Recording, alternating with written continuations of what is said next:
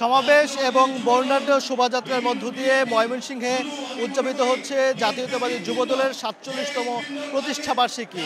এই দিবসটি উপলক্ষে আজকে দুপুর ১২টার দিকে ময়মনসিংহ নগরের টাউন হলের যে মুক্তমঞ্চে, সেই মুক্তমঞ্চে জড়ো হয়েছেন বিভিন্ন উপজেলা সহ বিভিন্ন ইউনিটের যুবদলের নেতাকর্মীরা এবং ব্যানার, ফেস্টুন, প্লেকার্ড নিয়ে আসলে তারা নানা রঙে সজ্জিত হয়ে এই সমাবেশে হাজির হয়েছেন। এবং এই সমাবেশে যুবদল এবং বিএনপির যারা নেতাকর্মী, যারা যুবদলের সাবেক নেতৃবৃন্দ রয়েছেন, তারা এখানে এসেছেন বাসে, ট্রাকে করে। নেতাকর্মীরা আজকের এই আয়োজনে উপস্থিত হয়েছেন ময়মনসিংহে। স্লোগানে স্লোগানে মুখর হয়ে উঠেছে এই ৪৭তম প্রতিষ্ঠা বার্ষিকীর যে আয়োজন, এবং ময়মনসিংহ নগরী কিন্তু স্লোগানে স্লোগানে মুখর হয়ে উঠেছে নেতাকর্মীদের আগমনের মাধ্যমে। আসলে এখান থেকে এই সমাবেশ শেষে একটি বর্ণাঢ্য শোভাযাত্রা নগরীর বিভিন্ন সড়ক প্রদক্ষিণ করে কৃষ্ণচূড়া চত্বরে গিয়ে শেষ হয়। এবং এর আগে সমাবেশে নেতৃবৃন্দ বক্তব্য রাখেন, যেখানে তারা বলেছেন যে এই গণতন্ত্র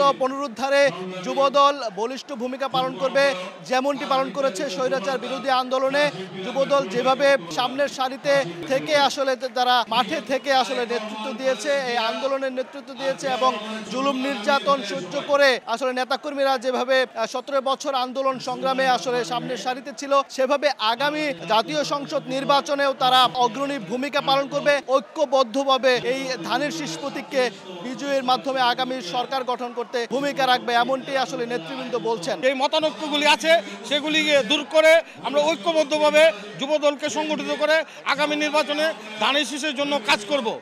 এটাই হবে এই ৪৭তম যুব দলের প্রতিষ্ঠাবার্ষিকীর অঙ্গীকার। বিগত আন্দোলন সংগ্রামে যুবদল যেমনি রাজপথে থেকেছে, এই আগামী ইলেকশনেও সাধারণ মানুষের আস্থা অর্জন এবং সাধারণ মানুষের ভোটের জন্য যুবদল সর্বাত্মকভাবে ইলেকশন পর্যন্ত কাজ করবে, আমরা সেই আশাবাদ ব্যক্ত করছি।